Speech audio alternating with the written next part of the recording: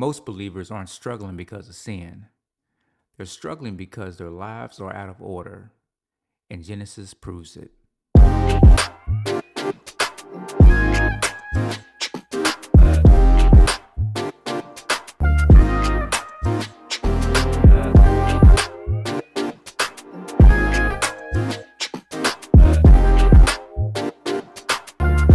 See, if faith alone produced fruit, most believers wouldn't be exhausted. But exhaustion is everywhere. Not because people don't love God, not because they don't read scripture, and not because they aren't sincere. See, Genesis shows us this real exact issue. See, it's not motivation, it's not reassurance, but it's order. Before God ever talks about blessings, fruit, or multiplication, he establishes structure. And until that order is restored, fruit will always be forced. See, Genesis 1 is often treated like it's poetry, but it's more than that. It's a governance account. See, Genesis chapter 1, verse 2, it says, "The earth was without form and void, and darkness was over the face of the deep." And that phrase without form and void means unstructured and uncontained. Chaos wasn't sinful, it was just unordered. And notice how God does first, what he does first. He doesn't create people, he doesn't create purpose, he doesn't create fruit, he creates order. See, what he did in Genesis 1, verse 3, it says, "And God said, 'Let there be light.' And there was light." But verse 4 matters just as much as the previous one does.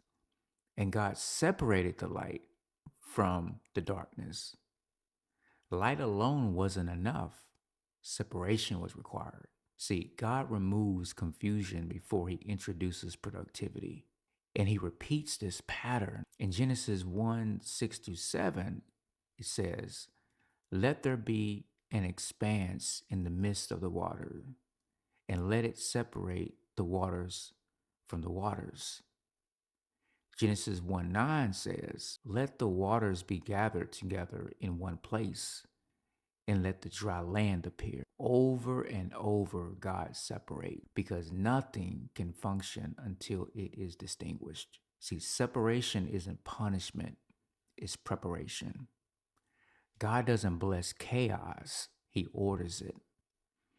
And so after separation, God begins to name. He named the day, night, heaven, earth, and sea, right? Naming, what it does is it establishes identity. Before blessings ever comes, definition is settled. And this is where many believers struggle, right? We want blessings without clarity. We want increase without definition. But scripture is consistent with this. Isaiah 43:1 says, "I have called you by name, you are mine." See, before assignment, before movement, before fruit, identity is anchored. You see what I mean? Then God assigns domains. In Genesis 1:16, it says, "The greater light to govern the day, and the lesser light to govern the night." Everything governs something. Authority in scripture is always assigned, never assumed. Disorder, what it does is it exhausts us because we try to govern what we were never meant to carry. And so only after separation, only after naming, only after assignment does God say, "Be fruitful and multiply." See, fruit is not the starting point. Fruit is the final result. When we reverse the order, we don't get multiplication. We get burnout.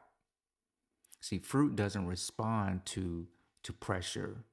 It responds to alignment. And so this is what I call the Sunday Monday gap, right? On Sunday, we talk about fruit. We hear an amazing sermon, right? But on Monday, we live in disorder and we assume the issue is sin or rebellion or the lack of faith. But Genesis tells us a very different story. The gap is often just misalignment, not because God is withholding blessings, but because order has not yet been restored. And so this is why Yahusha, Jesus, never rushed his disciples. In Acts 1, they ask him, Lord, will you at this time restore the kingdom? He does not reassure them emotionally. He does not give them the full picture, the full future. He does not let them control timing, but instead, he gives them order.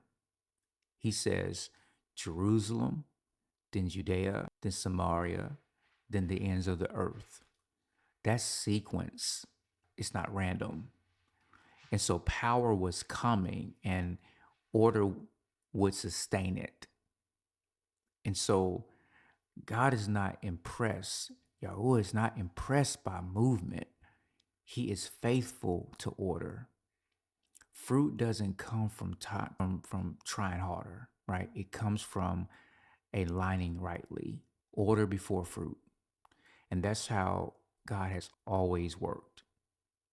And so if this type of teaching is helpful to you, helping you understand scripture and live it out with more order, subscribe. I hope you got something out of it. God bless. I'm out.